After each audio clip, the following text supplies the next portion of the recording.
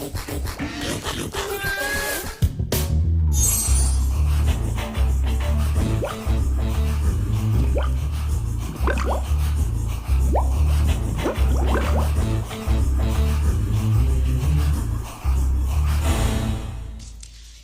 Wonka with the sculptures, Featurette and Delight, please. I know they've been developing the project for some time. It's a cool little ticket. There's lots of other drafts trying different things. Like, the father doesn't really do anything. Maybe we should get rid of the father because Willy Wonka is like a father figure. And I go, well, Willy Wonka is not a father, you know. Mr. Wonka, I'm Val Bogart. I don't care. I certainly wouldn't want him as a father figure, and that's not really the point of him as a character. Here, try some of this, it'll do you good. You look starved to death. They were always trying to make Charlie special in some way, and the whole point of him as a character is that he's not special. He's like 90% of us kids in school that nobody ever noticed. We just decided, when I got involved with it, just to kind of go back to the basics and try to be as true to the book as we could be. How is it, honey? It's amazing. Tomato soup. I can feel it running down my throat. Yeah, spit it out. Royal's works are extremely subversive, and there is a darkness in some of them. Daddy! Where are they taking her? Where all the other bad nuts go, to the garbage chute. Where does the chute go? To the incinerator.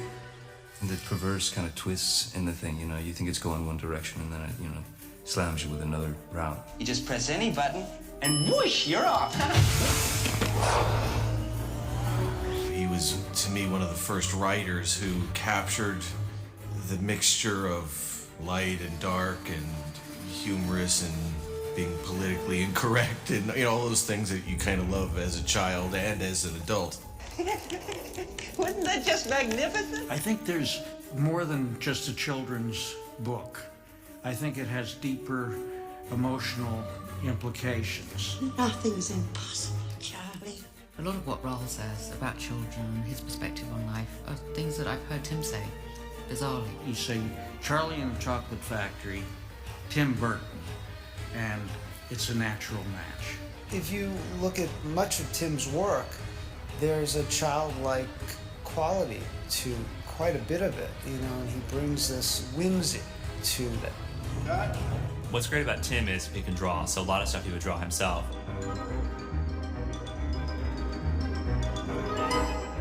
The script describes like really, you know, he had terrible braces and terrible orthodontic headgear.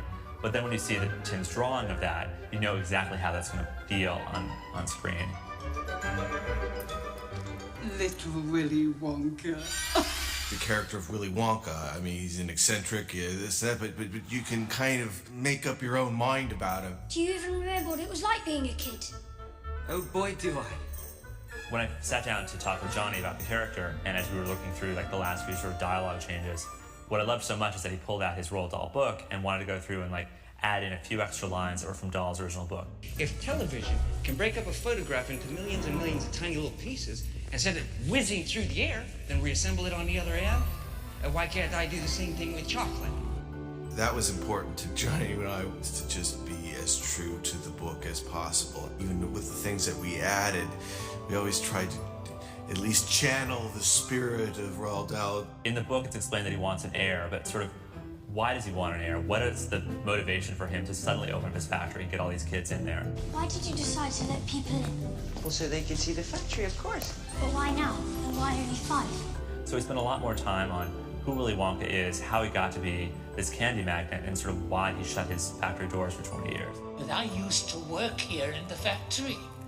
Were you one of those despicable spies who every day tried to steal my life's work and sell it to those parasitic copycat candy-making cats? No, sir.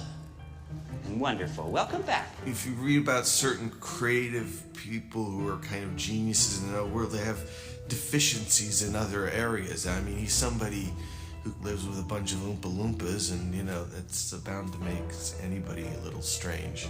You're very good. Script-wise, the biggest change that we made from original book to our movie is sort of continuing the story on a little bit more at the end.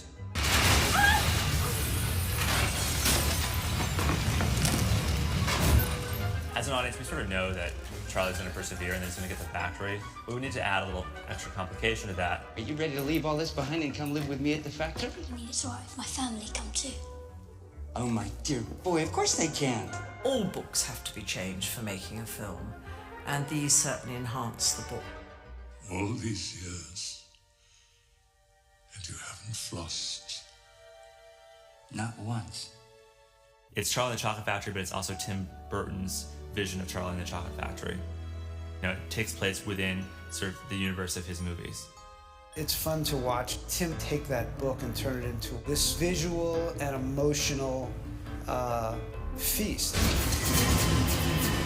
It's hard to say where Raoul ends and Tim begins. It's a happy blending. The story of Wonka, he was a genius in the invention of chocolates. And I think Tim Burton has those qualities in himself.